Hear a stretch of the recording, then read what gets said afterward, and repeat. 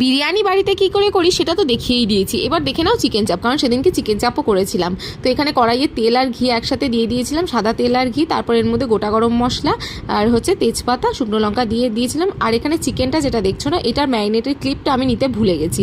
আমি বলে দিচ্ছি কী কী দিয়েছিলাম। এর মধ্যে চারমগজ, পোস্ত, আর আমার কাছে যেহেতু কাজু বাদাম ছিল না, আমি দেখেছিলাম আমন্ডস বাদামও দেওয়া যায়, তো আমন্ড বাদাম, কিশমিশ, হ্যাঁ এইগুলোই দিয়েছিলাম। আর টক দই, সব কিছু দিয়ে একটা পেস্ট দিয়ে তার মধ্যে পেঁয়াজ, আদা, রসুনের একটা লঙ্কার যে পেস্ট দিয়ে চিকেনটাকে মেখে 1 ঘন্টা রেখে দিয়েছিলাম। তারপর কড়াইয়ের মধ্যে যে এটাকে ঢেলে একদম লো টু মিডিয়াম ফ্লেমে আমি জিনিসটাকে করেছি। এর মধ্যে আমি একটুখানি দিয়েছিলাম তোমার লঙ্কার গুঁড়ো দিয়েছিলাম, কাশ্মীরি লঙ্কার গুঁড়ো অল্প করে, আর দিয়েছিলাম বাটার, আর একটু বিরিয়ানির মশলা দিয়েও একদম লো ফ্লেমে জিনিসটাকে কষিয়ে কষিয়ে লাস্টে ওই তেলটা যাতে বেরিয়ে যায় এইরকম করতে হবে। তো যাই হোক, খেতে তো সবাই খুবই ভালো বলছিল। ভিডিওটা ভালো লাগে লাইক করে দেবে, চ্যানেলটাকে সাবস্ক্রাইব।